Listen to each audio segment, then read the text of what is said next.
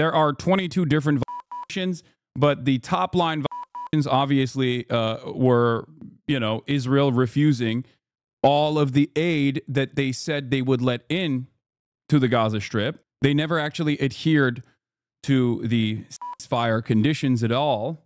But what was really interesting,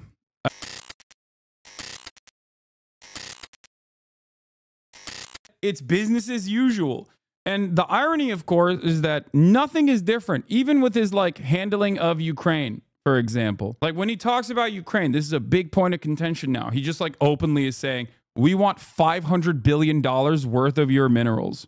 Okay. That in and of itself is literally, and I cannot stress this enough, identical to the ways in which we have interest in Ukraine from the jump. Okay. It's just openly stating that reality. That's the only difference between Donald Trump, is just that he says the quiet part out loud. Okay? That's it. Just like the Biden administration also quietly was trying to do a mass relocation initiative for all the Palestinians, and the Egyptian government said no, the Jordanian government said no, they all basically said, no, that's a ridiculous thing. We're not going to do mass ethnic displacement in the Gaza Strip. Donald Trump was like, no, you have to do it. That's it. It's not quiet. It's just loud, but the policies don't actually change. To be fair, Mexico's an indigenous name. America is a colonizer name. I don't really care, though. What's really crazy is how quickly certain cores have caved, like TikTok. Yeah, no, there is no instance whatsoever to this iteration of Trump. That much is a certainty. If anything, I think every institution is basically telling you that reality over and over again. And there is seemingly no counter to this kind of nonsense anyway. Yeah. The craziest part of me about him saying this stuff out loud is how he was impeached over doing what is in essence the same type of quid pro quo with Ukraine. No, there's a difference between the initial impeachment for his quid pro quo with Ukraine. That was for his own personal, that was directly to f over the person that he was running against, right? He wanted dirt.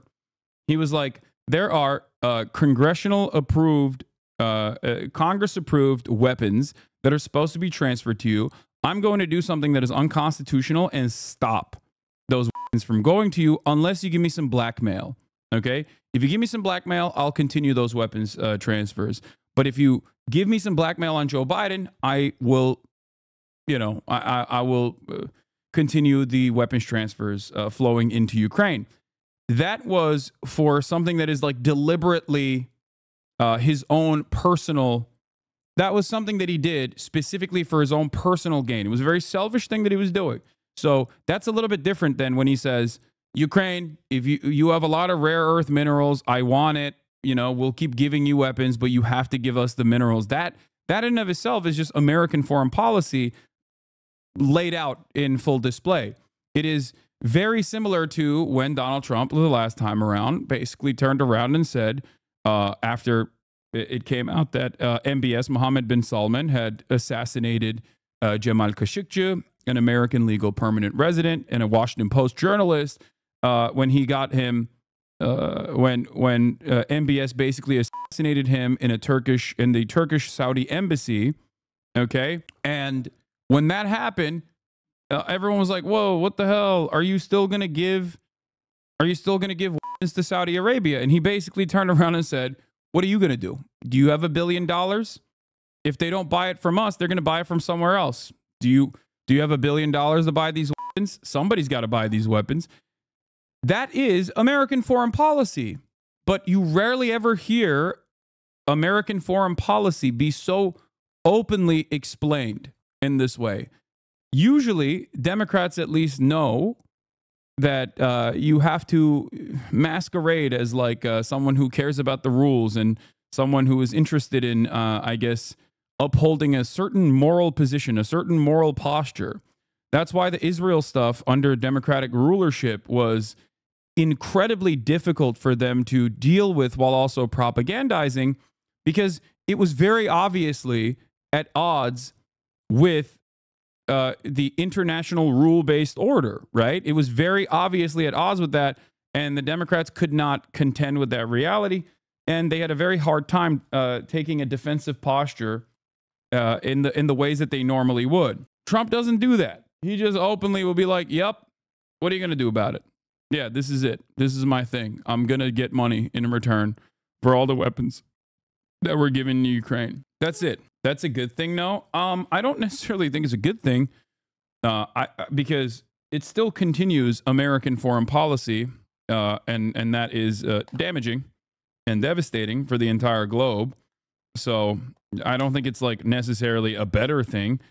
I mean, and as we saw after the first Trump administration ended and the Biden administration began, it didn't really change the dynamic for the Democrats at all. I'll give you the best example of this.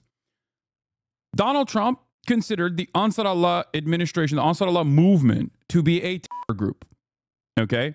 Why did he do that? Well, because Saudi Arabia was pummeling Yemen at the time. They were doing a genocide in Yemen at the time. For those of you who don't know, against the Ansar Allah movement. And Saudi Arabia had his own dog in the fight, basically. They had their own parallel government that was the initial government originally. And Donald Trump, being MBS's favorite guy, MBS, who also obviously purchased a bunch of Jared Kushner properties and gave Jared Kushner, Donald Trump's son-in-law, billions of dollars.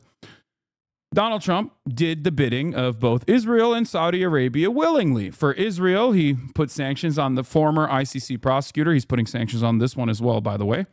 And for Saudi Arabia, he put the Ansar Allah movement as a state-designated terror group. Okay? Now, under the Biden administration, the argument I was making is that this is still a continuation, right? Like American foreign policy goes in one direction. The Biden administration took the Ansar Allah movement out of the state-sponsored designation, and that came, of course, alongside China coming in and cutting a side deal between Saudi Arabia and Iran, normalizing relations between Saudi Arabia and Iran. The Yemeni retaliation was far too much for Saudi Arabia, and therefore, for them, they basically wanted to put an end to the fighting anyway. Okay, for financial reasons. So they did that. And the Biden administration took Ansar Allah off the terror designation. But what did the Biden administration do after October 7 and Israel doing a genocide in Gaza? The Ansar Allah movement came out and was the de facto government of Yemen at this point and said, we are going to put a blockade on the Red Sea. We are going to intercept all vessels that are going through the Red Sea, whether they are directly connected to Israel or they're stopping at Israeli ports or in any way, shape, or form is like, not collaborating with this blockade. As long as Israel is still doing a genocide, this blockade will continue. And they started doing that. They started intercepting ships. They started taking ships. They started taking hostages. Okay? And the American government called that piracy, and the Biden administration started Operation Prosperity Guardian and put the Ansar Allah movement back on the terror list. So it's literally a continuation. No matter what, American foreign policy, it doesn't deviate all that much from, American foreign policy does not deviate all that much from one leadership to the next.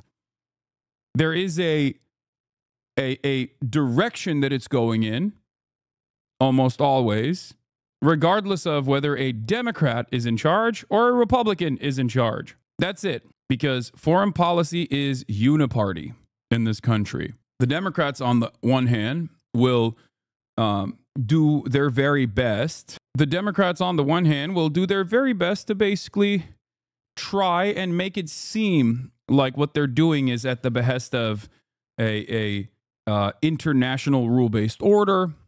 Laughable notion when they are attached to Israel by the hip and are allowing Israel to continue doing a genocide with the weapons that we're sending to Israel. But they still try to manufacture consent for that, right? That's why they did the port, for example. Remember the port? The $250 million port that was basically just for Israel, for America to say, no, Israel's letting aid into Gaza. See, we have a port there. Port never worked. Didn't matter. The one time they utilized the port was when they, used it to extract used it for an Israeli military campaign, as a matter of fact. It was a floating pile of trash. It never actually operated, but it didn't matter.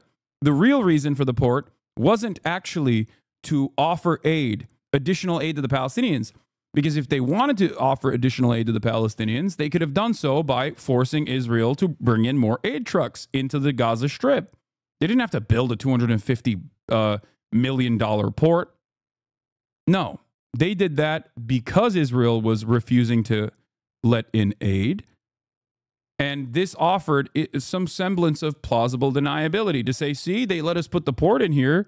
Clearly, they care about getting in as much aid as possible, but there's just logistical problems. $250 million just for that. Tell me about how Doge is going after government funding. Okay? Yeah. They only used the pier for one hostage rescue operation that ended up killing 250 Palestinians in the process, by the way, famously. Here's the timeline on the port. $230 million U.S. Gaza aid pier opens on May 17th. May 25 is damaged. June 7 is reconnected. June 9th, UN pauses distribution after Israeli forces kill 274 Palestinians. June 14 is removed. June 19 is reconnected. June 28th is removed. July 9th announced it will be briefly reinstalled and permanently removed. 250 milli for a decently sized port is not that bad of a deal, though.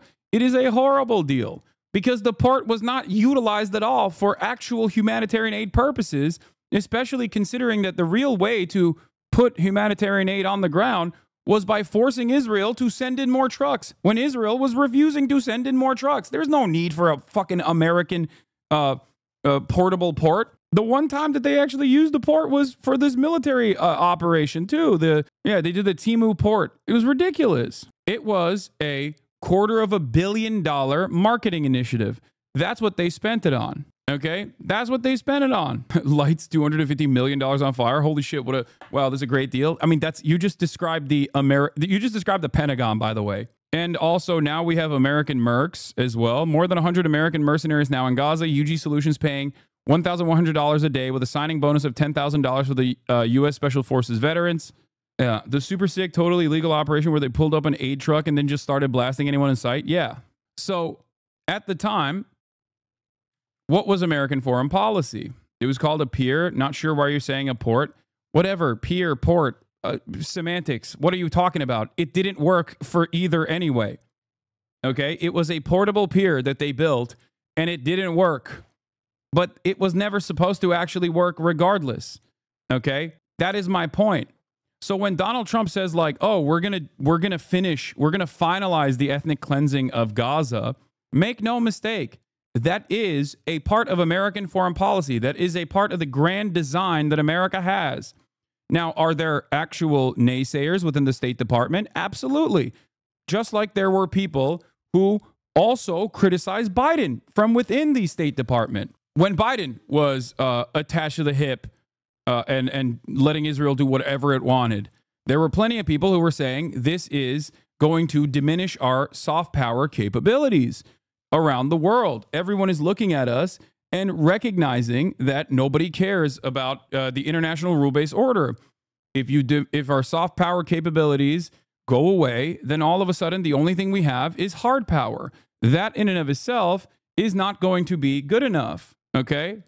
I thought your content got nuked. The stream is evil. Yes, I am an evil streamer. If you think I am your enemy, and if you think I am evil in general, you really got to reorient your priorities.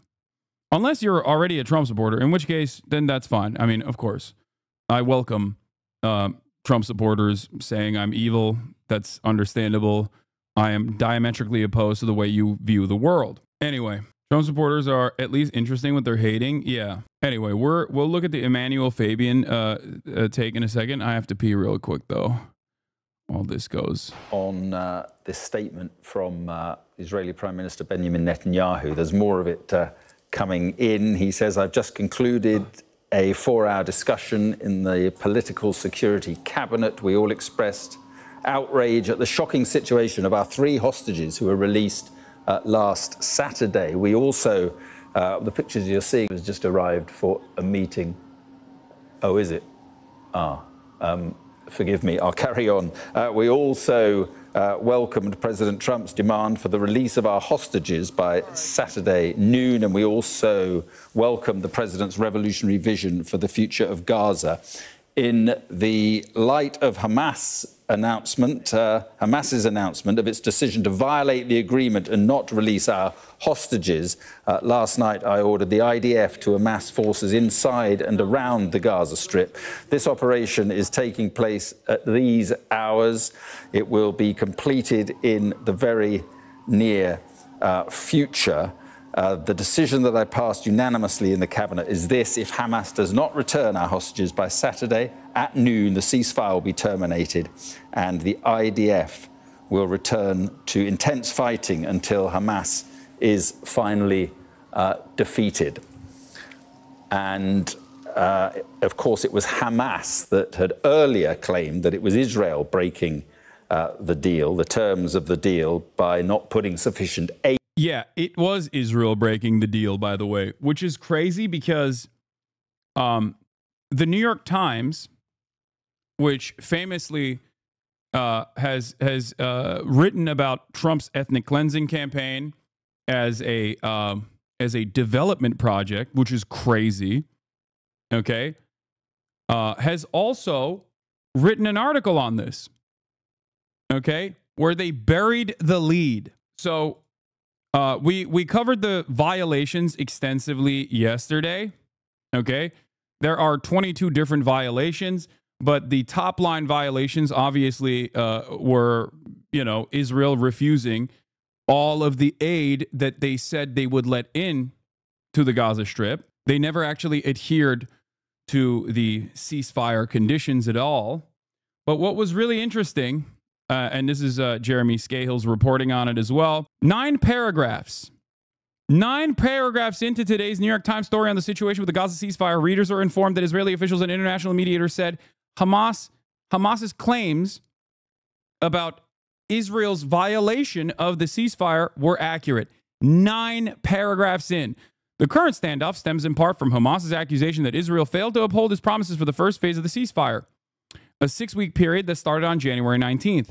Under the terms of the deal, Israel was required to send hundreds of thousands of tents into Gaza, among other humanitarian supplies, a promise that Hamas says Israel has not kept. Speaking on the condition of anonymity to discuss a sensitive matter, 3 Israeli officials and 2 mediators said that Hamas's claims were accurate. That's insane. 9 paragraphs deep. This is ridiculous, dude. It is ridiculous. It is ridiculous. It is crazy to me that the New York Times, the gray lady, okay, the paper of record, is this bad. Deliberately, okay? This bad, this deliberately in terms of doing propaganda for the state of Israel and for America's interest in the state of Israel, in Gaza, the ethnic cleansing campaign in Gaza. And it's additionally wild because, the New York Times does this worse than everybody else. The New York Times is more obvious with its propaganda than all of the other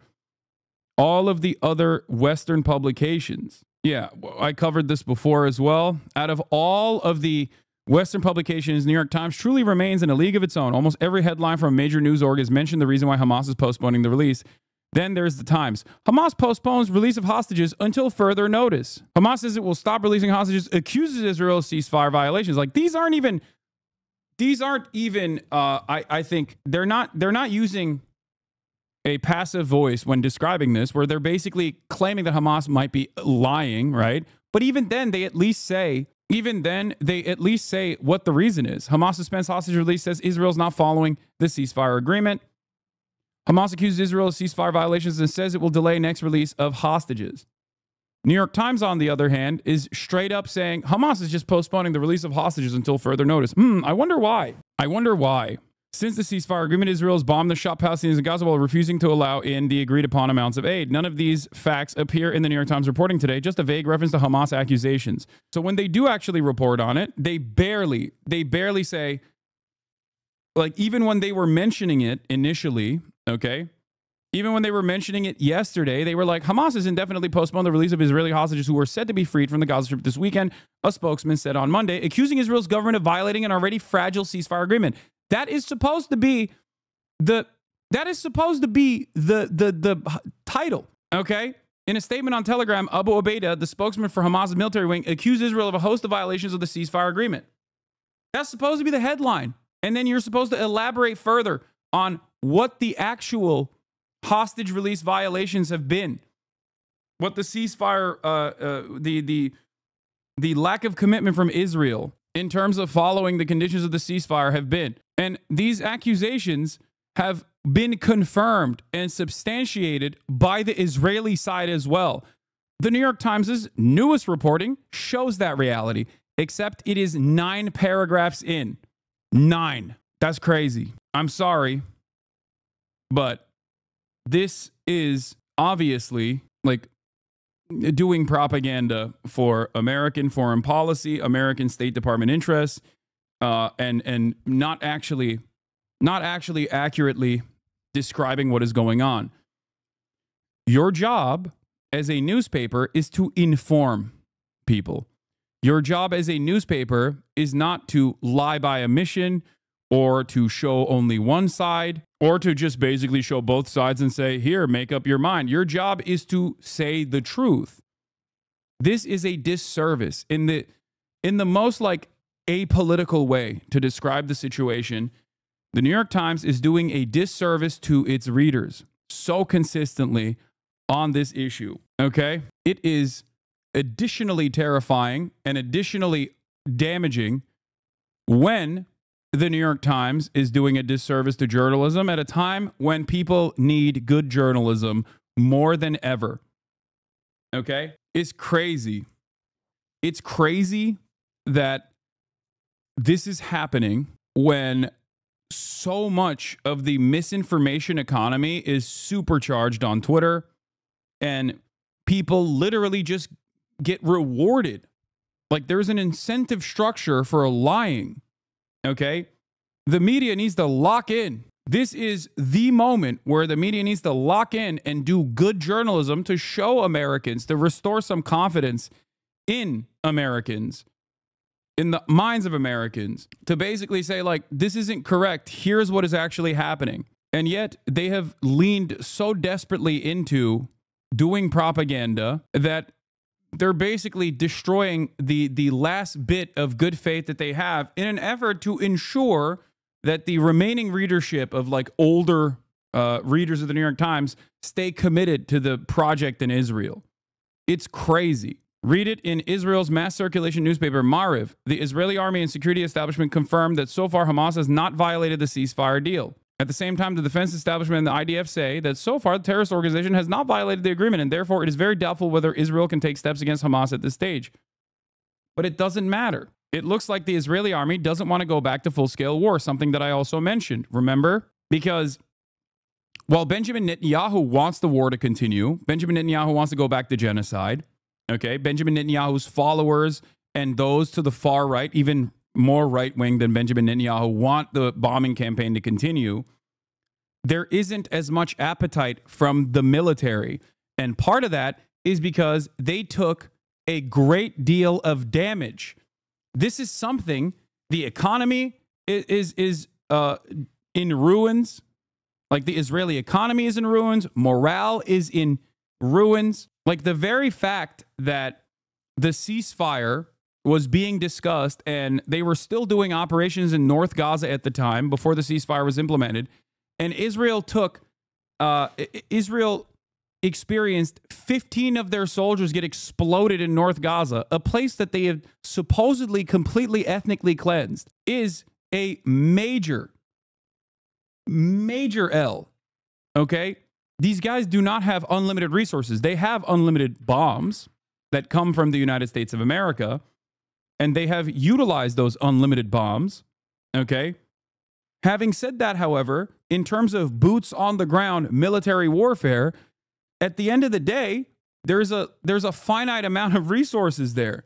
You don't have endless amounts of soldiers. You also don't have an endless amount of appetite for death and destruction from said soldiers, especially when they just want to go back and be a DJ, you know? They want to go back to their DJ jobs. They want to go back to making chocolate hummus or whatever, okay? Or do marketing jobs. Like, these are reservists, okay? So there is no permanent warfare that Israel can maintain. That's part of the reason why I thought that there would be at least some semblance of a ceasefire, as some kind of ceasefire that would be maintained, so that they could at least like recoup and recover and restore numbers in their forces, so they could end up, I don't know, either going back into Gaza, but potentially just engage in the permanent annexation of the West Bank. Best case scenario, Israel will back down from the crisis it created by predictably and blatantly violating of Gaza, and then Israel will claim victory and Trump will take credit, saying his threats against Hamas did the job. On this front, there's also some additional news that suggests that even Benjamin Netanyahu understands what I'm saying. Axios is quoting Israeli officials. Netanyahu does not demand all 76 hostages on Saturday, but wants to continue implementing the first phase. So Trump gave Benjamin Netanyahu the opportunity to go back to genocide, saying that Benjamin Netanyahu can do whatever he wants. If he wants to veto what I'm suggesting here, he has every right to do so, okay? And Benjamin Netanyahu seemingly is taking that opportunity. What Israeli media close to Netanyahu is saying, this is from Elint News, we published in the edition, cabinet source to Channel 14. Oh yeah, this is Bibi's channel. High chance that Hamas will blow up the deal in the coming days. We are preparing for a massive war. This could be posturing from Benjamin Netanyahu, especially considering that on the other side, they're still stating that they want to continue the first stage of the ceasefire. Following a fresh assessment, the IDF says it is further bolstering force in the Southern Command after Hamas said it would postpone the release of hostages. The military describes the bolstering of troops as extensive and says it included calling up reservists. The reinforcement of troops and mobilization of reservists are being carried out in preparation for various scenarios, the IDF says. So there's conflicting reporting on this, but I still suspect that like they have very limited capabilities of like bringing troops back into Gaza at this stage. The IDF Southern Command is approving battle plans for the Gaza Strip in the event that the ceasefire hostage deal with Hamas collapses. According to the military, currently 2 IDF divisions are responsible for defenses along the Gaza border and the Philadelphia corridor, and the 162nd Division and Gaza Division. Since last night, several brigades and special forces units were deployed to the Southern Command to bolster the existing forces. Several more brigades are on standby and will be deployed to Southern Command if necessary. Additional divisions are currently in the process of preparing for possible deployment to Gaza, depending on the developments. The IDF says there are no changes to guidelines for civilians at this stage, and it is prepared for a variety of scenarios. Troop movement and mobilization is yet another way to apply pressure and to say, oh yeah, we're ready to go if need be. Over 50% of coalition voters in the Channel 12 survey, by the way, this is from a couple days ago on the 8th of February, according to Times of Israel, 70% of Israelis support the second phase of the hostage ceasefire deal. So even the appetite from the broader Israeli public for continued war has definitely softened. Over 50% of the coalition voters in Channel 12 survey backed the second stage of the agreement, which would see Hamas free some 60 captives, 24 of them living, in exchange for full IDF withdrawal from Gaza. 70% of the Israeli public is in favor of continuing the second phase of the hostage release and ceasefire deal with Hamas, according to a television poll aired Friday, which found a nearly identical figure backs U.S. President Donald Trump's proposal to relocate Palestinians outside the Gaza Strip. Meanwhile, Trump's trying to undermine it because the broad popular support for any initiative is completely negligible in this circumstance. I need you to understand this, okay? It is completely and utterly irrelevant. What Americans want don't matter. What even the Israelis want don't matter. What the Israelis want matter to a certain degree because that is what keeps Benjamin Netanyahu alive politically, okay? And he recognizes that because on the other end of this bargain, once the war cabinet is disbanded, if Benjamin Netanyahu doesn't have enough popular support on his own with his own party and the coalition that he has, then he's no longer going to be in power and he'll go to jail, most likely. His prosecution will continue. So on that front, yes, I think that there is a certain degree of following what the broad popular sentiment is. That's the reason why they also attacked Lebanon, because that was a very popular position. Okay. And it only increased his support. But having Donald Trump be Benjamin Netanyahu's guy is certainly a benefit for Netanyahu, because everyone in Israel understands that they can't do anything without full-blown, full-throated American support. Benjamin Netanyahu's big selling point for years was basically, how he knew how to control American Congress. He knew how to basically play ball with the Americans. The other big selling point for the broader Israeli public for Benjamin Netanyahu was that he was the security guy. He would keep Israel secure. Now, that fell apart on October 7, but he's been able to basically restore pieces of that by doing this endless, unlimited bloodshed campaign. Donald Trump has given Benjamin Netanyahu the opportunity to restore the unlimited genocide now by coming out yesterday and saying, listen, if Hamas doesn't release all of the hostages, all 76, including the bodies, then Israel can go back and say, fuck the ceasefire deal. I don't care. Now it's up to Benjamin Netanyahu to say, no, we don't want all 76. We just want to maintain the current ceasefire agreement. Or to say, yeah, Trump gave me the go-ahead, and we're just going to, I'm going to follow through on an ultimatum. Netanyahu, as of 2 hours ago, says, I have just finished an in-depth 4-hour security cabinet meeting. We all expressed outrage over the shocking state of our 3 hostages who were released last Saturday. Netanyahu says he passed a unanimous decision in the security cabinet. If Hamas does not return our hostages by Saturday noon, the ceasefire will be terminated, and the IDF will resume intense fighting until Hamas is finally defeated. Ironic, because the statement here basically is, if we don't get the hostages back during this ceasefire, then we're just going to kill the hostages. That's what he's saying. He's just like, yeah, we're gonna murder them. We're gonna murder all the remaining alive hostages. Yeah. Eddie Cohen posted this. It's weird, but shows Israeli attitude to the relations. The real leader in the Blue House. I mean, yeah, it's not wrong. They also gave Israel Moab missiles so they can use it to scare off Iran. Yeah. Why would he murder the hostages? Not baiting right now? What do you mean? It's already Israeli military doctrine to murder the hostages. The previous defense minister, Yoav Gallant, openly admitted that on October 7 they implemented the Hannibal protocol, which is the Hannibal doctrine, which is literally the standing Israeli military directive that if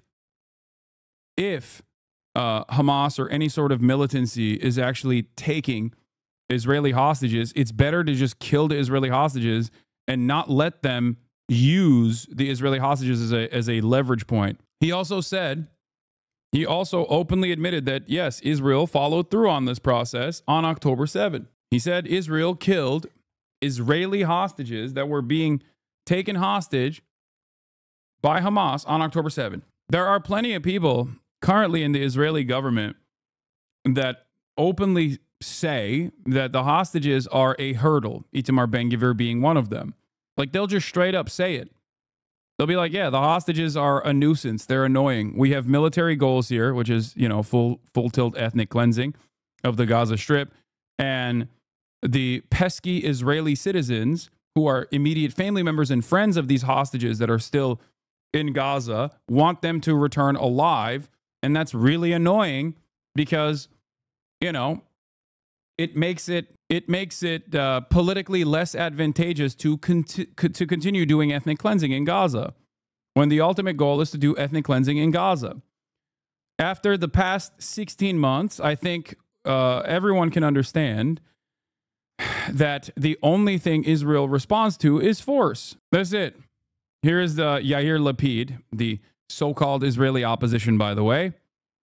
The Israeli government must bring everyone home. There is nothing more important than that. There is nothing more urgent than that. The hostages have no time. Hamas is a despicable terrorist organization that will do anything to harm the hostages in Israel. We have no expectations from Hamas. The responsibility lies with Netanyahu, who is again delaying, again harming the process, again abandoning the kidnapped. He doesn't need to be afraid of Smotrich. he has a safety net to bring the kidnapped back home. Please don't say force law. Israel is eye for eye. They respond to harm. No bias. You do be fair in reading most people's comments. No, Israel has shown time and time again that diplomacy with Israel is not the way to go. That is what they've taught every single regional actor.